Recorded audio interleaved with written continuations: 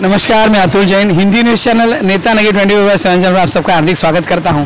आज हम हैं अंधेरी के इस पंप हाउस सबवे के पास, जो ये सबवे बनकर तैयार है। हम जैसे कि आपको बता चुके थे, पिछले 2 बार इस वीडियो को हमने बनाया था कि यहाँ पे जैसे अंधेरी में जो पब्लिक है, क्राउड है, वो सबसे ज़्यादा है और ये सबवे लोगों के लिए ट्रैफिक का एक बहुत बड़ा मसला बन चुका था और इस मसले से कैसे छूटा जाए, इसका कई सालों से इंतज़ार था। लेकिन कुछ साल पहले यहाँ पर सम्माननीय उद्धव जी ठाकरे साहब ने यहाँ पर उद्घाटन करके कहा था कि यहाँ पे एक दूसरा ब्रिज खोला जाएगा, जिसके माध्यम से ये ट्रैफिक को सुविधाएं मिलेगी। और इस माध्यम से यहाँ पे भूमि पूजन होने के बाद कुछ साल रुकना पड़ा, मगर कुछ अड़चनें थी। उसके बाद यहाँ पर बीजेपी और शिवसेना, इनके दोनों में गठ पड़ने के बाद यहाँ पर श्रेयवाद का मुद्दा यहाँ पर उजागर हुआ था और यहाँ पर कटआउट लगे थे कि इसकी प्रयत्न हमने किए थे। लेकिन अब प्रयत्न किसने कितने किए थे वो तो समय के माध्यम से ही देखा जाएगा। लेकिन आज लोगों को ये सबवे खुलने के बाद बहुत बड़ा फायदा होने वाला है।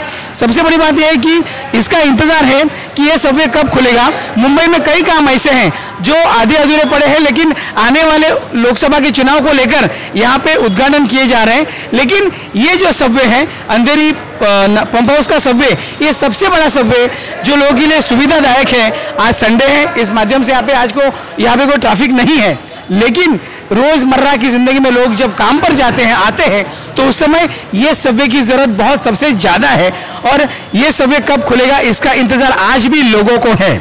तो जैसे कि यहाँ पे स्थानिक आमदार श्रीमती ऋतुजा रमेश लटके जी, जिन्होंने भी यहाँ पे देखरेख की है, और यहाँ पे मुर्जी पटेल जो स्थानिक बीजेपी के नेता हैं, उन्होंने भी यहाँ पे कटआउट्स लगाए हैं।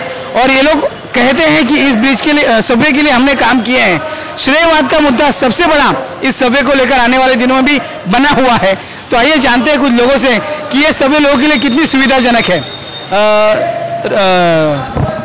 रिंकू जी, आप एक एडवोकेट हो, आप यहाँ से आपका रोज का आना जाना है, अंधेरी कोर्ट से लेके बाहर हाईवे आप यूज़ करते हो, तो जिस माध्यम से ये जो सबवे हैं, लोग इंतजार करते थे कि ये ट्रैफिक से कब छुटकारा मिलेगा। रिंकू जी, ये सबवे को आप किस तरह देखते हो? ये सबवे खुलने से यहाँ के लोगों को बहुत बड़ा फ़ायदा होगा।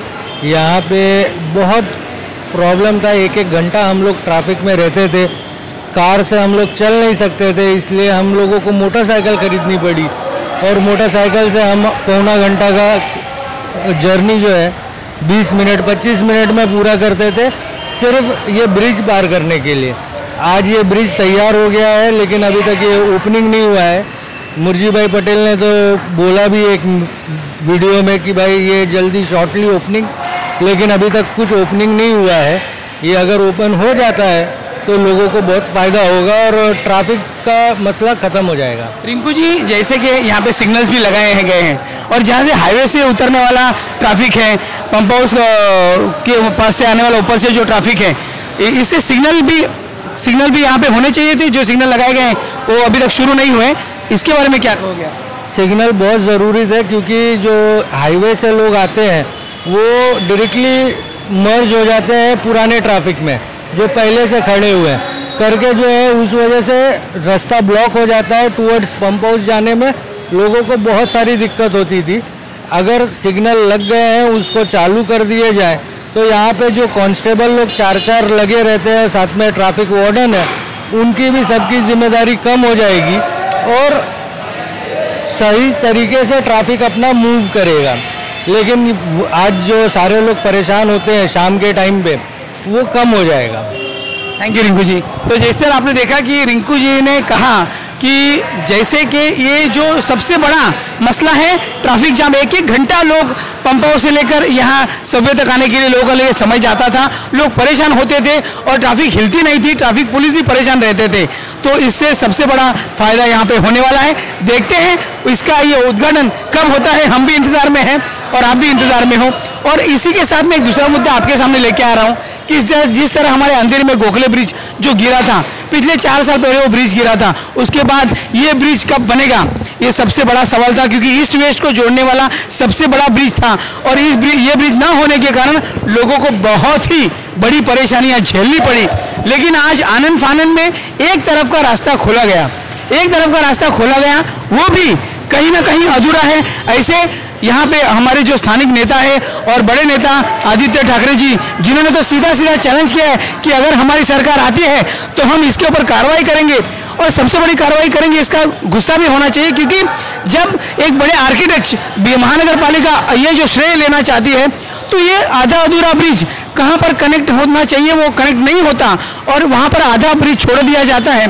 तो आने वाले समय में ये लोगों को क्या फिर से एक बार भी तोड़ा जाएगा, ये डर मन में बसा हुआ है।